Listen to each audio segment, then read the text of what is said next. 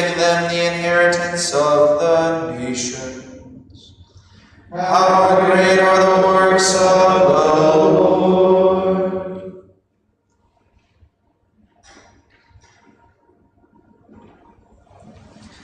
Alleluia, alleluia, alleluia, alleluia, alleluia, alleluia.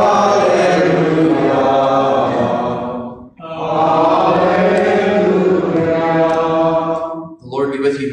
A reading from the Holy Gospel according to Luke. Jesus said to the crowds, "To what shall I compare the people of this generation? What are they like? They are like children who sit in the marketplace and call to one another. We played the flute for you, but you did not dance. We sang a dirge, but you did not weep. For John the Baptist came neither eating food nor drinking wine, and you said he is possessed by a demon. The Son of Man came eating and drinking, and you said, look, he is a glutton and a drunkard, a friend of tax collectors and sinners. But wisdom is vindicated by all her children." The Gospel of the Lord. Praise to you, Lord Jesus Christ.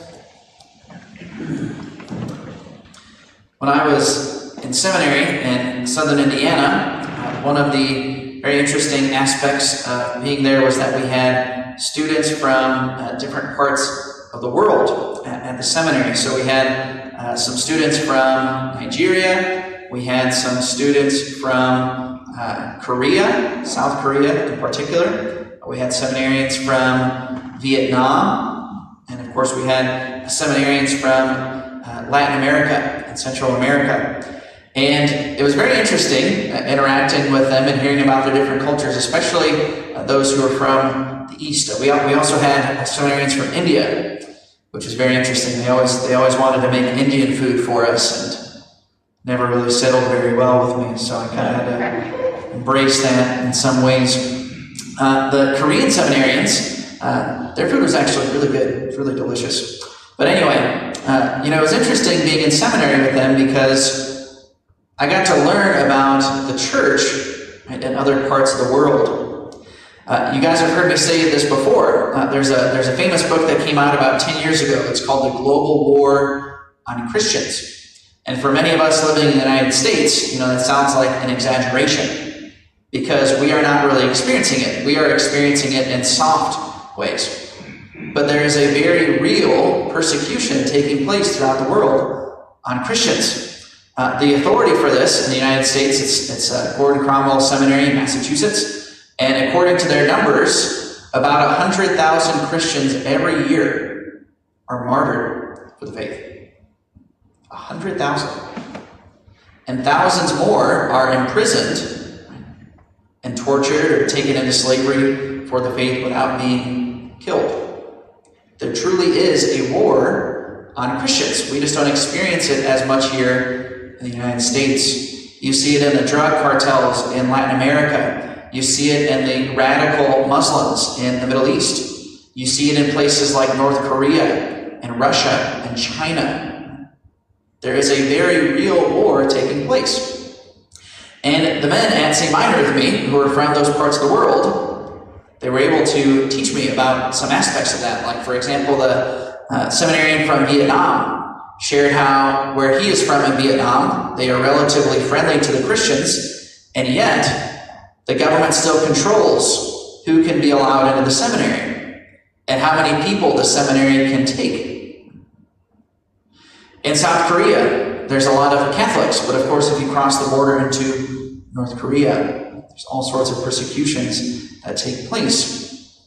Even in India, there is a lot of persecution that takes place against Christians. In India, it's not always radical Muslims, but rather radical Hindus. So in many parts of the world, the church really is persecuted. And I grew to respect the men who were studying with me in the seminary about the courage they had. And I'm reminded of them this morning on this feast of St. Andrew Kim and his companions. They were canonized by St. John Paul II in the 1980s when he visited Korea. Well, what's really interesting about their story, so St. Andrew Kim, he was the first Korean-born Catholic priest ever. So it's possible that in the early church, maybe one of the apostles or some other missionary might have arrived to Korea. But it really wasn't until the 1600s that Jesuit missionaries were able to make contact with people in Korea, and they baptized a few Koreans. And shortly thereafter, those missionaries were persecuted and kicked out of the country. And so for about 150 years, there were Christians in Korea literally with no priests, no sacraments.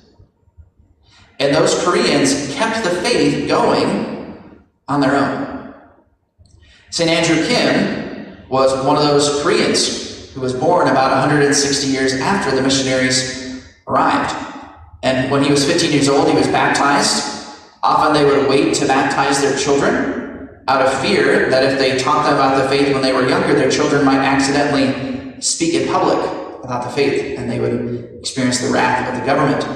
So he wasn't baptized until he was 15, and shortly thereafter, he was able to walk 1,300 miles to the closest seminary, and he was educated and ordained and returned to Korea. And within a year of returning to Korea, he was arrested, and he was put through very brutal tortures. If you know anything about the history of the saints in Asian parts of the world, the persecutions they experienced were very painful. There was a strange obsession with torture and pain. And so St. Andrew was martyred in that way. As he was being martyred and put through the terrible torments, he encouraged his persecutors and his fellow Christians that they should all become Christians in order to be happy in the next life. He said that no matter how much the powers of this world persecuted and oppressed the church, they would never bring down the church. An example of courage. And so on this feast day of St. Andrew Kim, we should be praying for Christians throughout the world who are persecuted, especially those living in Korea and that region of the world. But it should also be a great lesson for us. Many times when we think about the church, many of us, we think about the bishops, the priests, the nuns. The church is not reducible to the visible hierarchy. St. John Henry Newman, he coined a phrase as he studied church history. He called it the sensus fidelium, the sense of the faithful. And what he meant by that is that as he studied church history, he realized that oftentimes when the church was in crisis, it was not the priests who saved the church, but rather the laity who preserved the church. The laity who remained stable and consistent in the faith, who fought against heresy. It was the faithful who were willing to be martyrs when so many priests were apostatizing in times of persecution. It's important for us always to remember that obviously priests and bishops, everybody has a role. But the church is not about the visible hierarchy. The church is the army of baptized Christians. Those faithful Koreans for 150 years kept the Christian faith alive. St. Augustine once said that with his people, he is a Christian. For them, he is a bishop. For you, I am a bishop, but with you, I am a Christian. It's beautiful. The church is not just the visible hierarchy, it's the responsibility of every single one of us. When your parish is struggling, don't just tell the priest to fix it. What are you going to do about it? The church is in crisis in our culture. Don't just ask the bishops to do something about it. What are we going to do about it? The church is the responsibility of all of us. We see that very clearly in the lives of St. Andrew Kim and his lay companions who were martyred for the faith